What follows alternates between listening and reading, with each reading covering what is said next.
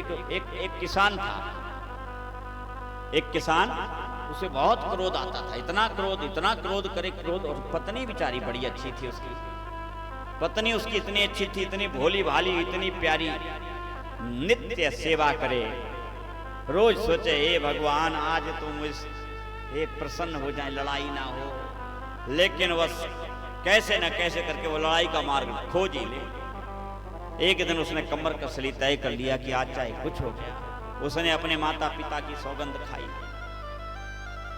कि अगर मैं आपकी बेटी हूं तो आज मैंने मौका नहीं दूंगी क्रोध का। उसने कोई कमी नहीं छोड़ी, उसने 2 तरह की रसोई बनाई, कच्ची भी और पक्की भी। उसने मीठा भी बनाया, उसने चरपरा भी बनाया। वो आके दिन में थोड़ा विश्राम करता, रात में थोड़ा विश्राम करता था। रात में जो है तो उसने अंदर भी बिस्तर लगा दिया और बाहर कभी कभी सोता था तो बाहर भी लगा दिया। रात में वो अंदर भी सो जाता था और कभी कभी बाहर, तो उसने अंदर भी बिस्तर लगा दिया, बाहर भी बिस्तर। कभी कभी वो गर्म पानी से नहाता था तो उसने गर्म भी कर दिया और ठंडा भी कर दिया कि इनकी मूड का क्या भरोसा, कहते मैं ठंडे से नहाऊंगा, तूने ठंडा नहीं किया, फिर देने शुरू हो जाएंगे। उनको तो बहाना चाहिए लड़ने का। तो बेचारी ने सारे जितने कर्म थे सब कर लिए। वो सुबह से जैसे ही आया तो कैसा नाश्ता, बोले नाश्ता बन गया, बोले बन गया। तो उसने नाश्ता रख दिया, पोहा जलेबी। उन्होंने कहा पोहा जलेबी नहीं खाना, मुझे तो दाल दलिया खाना। उसने पहले से दाल दलिया बना के रखा था, कोई बात आप ये दाल दलिया रोको। अब वो नहीं लड़ पाया तो उसने कहा चाय बनाई है कि दूध बनाया? बोले चाय बनाई। अरे मैं तो दूध पीऊंगा। तो बोले दूध, उसने पहले से बना के रखा था गिलास में, ये दूध पी लो। दोपहर में आया, भोजन परोसा, पक्का भोजन परोसा। बोले मैं तो कच्चा भोजन करूंगा। उसने तुरंत दाल चावल सब्जी रोटी।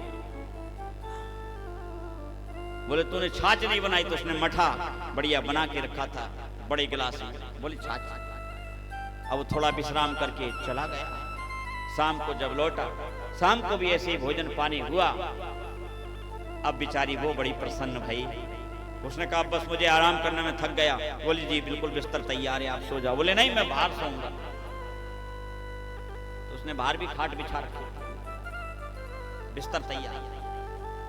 और उसने अंदर देखा तो अंदर भी खाट बिछी थी। कोई बहाना नहीं मिला कि क्या, तो जाके सो गया बड़े प्रेम से। अब सो गया तो वो बड़ी प्रसन्न हुई कि वाह आज मम्मी बाबा की सौगंध काम आ गई और आज तो मेरे घर में झगड़ा नहीं हुआ। तो पत्नियां भोली होती है।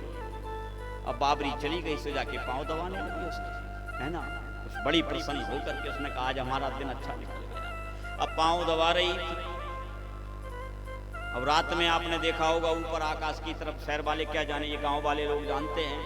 ऊपर जब देखते हैं तो वहां एक तारों का एक मार्ग बनता है, जिसे हम लोग बच्चों को बताते हैं आकाश मार्ग है, आकाश गंगा है।